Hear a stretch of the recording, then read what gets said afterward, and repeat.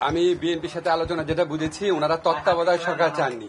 ওনারা চেয়েছে interim government যেন তত্ত্বাবধায়ক সরকারের মতো ভূমিকা পালন করে, নিরপেক্ষ ভূমিকা পালন করে। তো আমরা ওনাদেরকে বলেছি আমরা নিরপেক্ষ ভূমিকাই পালন করছি। নিরপেক্ষ ভূমিকা পালন করার জন্য প্রধান উপদেষ্টা এমনকি অ্যাসুরেন্স দিয়েছেন যে এখন জনপ্রশাসন বা অন্য কোনো জায়গা বড় বড় বদলির ব্যাপারটা উনি নিজে দেখবেন। তো বিএনপি তত্ত্বাবধায়ক সরকার চাই এটা বলে নাই, বলেছে ইন্টারিম সরকারকে তত্ত্বাবধায়ক সরকারের মতো রোল পালন করবে। এটা বলতে তত্ত্বাবধায়ক সরকার আমাদের একটা নিরপেক্ষ ভূমিকা চেয়েছে, ওটা তাদেরকে অ্যাসিওর করা।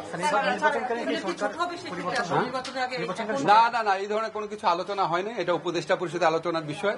এই কি নির্বাচনকারী সরকার ছোট হবে টবে নাকি এই ধরনের কোনো দাবিও কোনো মহল থেকে উত্থাপিত হয়নি। সেটা তো ওনারা এর আগেও বলেছে, এটা আমার কোনো কমেন্ট নাই। এটা ওনারা বলেছে, এটা উপদেষ্টা পরিষদ আমাদের প্রধান উপদেষ্টা সিদ্ধান্ত নেবেন। আমি চলে যাচ্ছি। প্রধান উপদেষ্টা যে জনপ্রশাসনের দায়িত্ব নেবেন এই পরিস্থিতি কেন হলো? মানে না না না, জনপ্রশাসনের দায়িত্ব তো ওনার দায়িত্বে আছেনি, উনি জনপ্রশাসনের দায়িত্ব আরো ক্লোজলি মনিটর করবেন এটা বলেছেন। কিন্তু কিছু একজন উপদেষ্টার বিরুদ্ধে অভিযোগ উঠেছে তিনি জনপ্রশাসনের দায়িত্বে আছেন।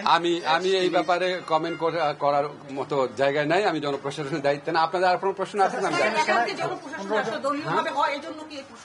না, এটা আমরা মনে করি না দলীয়ভাবে হয়। শোনেন, আমাদের বিরুদ্ধে সব দলই অভিযোগ করে যে এক দল বলে ওই দলের লোক আছে, আরেক দল বলে ওই দলের লোক আছে, আরেক দল ওই দলের লোক আছে। যেহেতু সব দলই অভিযোগ করে অন্য দলের লোক আছে, তার মানে হচ্ছে আমরা নিরপেক্ষভাবে দায়িত্ব পালন করছি। স্যার, 15 জন সেনা কর্মকর্তাকে নিয়ে আসা হয়েছিল, তাদেরকে ফাইনাল সাব জেলেও রাখার একটা সিদ্ধান্ত হয়েছে। সরকার বিষয়টা কিভাবে দেখছেন? তাদের জন্য আলাদা সাব জেল প্রয়োজন হলো না কেন?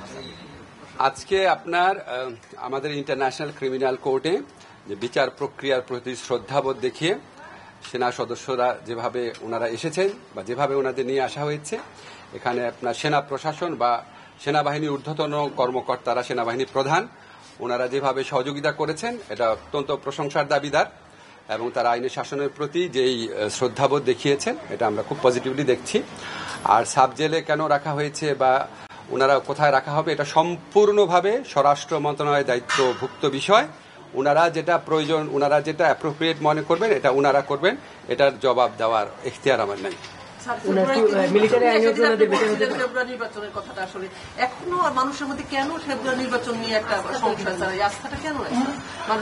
আমি মাঠে ঘাটে আস্থার অভাব আছে নাকি আমি জানি না, তবে আমার মনে হয় রাজনৈতিক দলগুলোর মধ্যে যেরকম অনৈক্য থাকে আপনার, ওনারা একজন আরেকজনের বিরুদ্ধে যেভাবে বলে ওইটার কারণে হয়তো। তবে আমার ধারণা যখন আমরা জুলাই সনদ বাস্তবায়নের ক্ষেত্রে বাস্তব অগ্রগতি দেখব এই সম্পর্কে সকল সংশয় খুব দ্রুত তখন আশা করি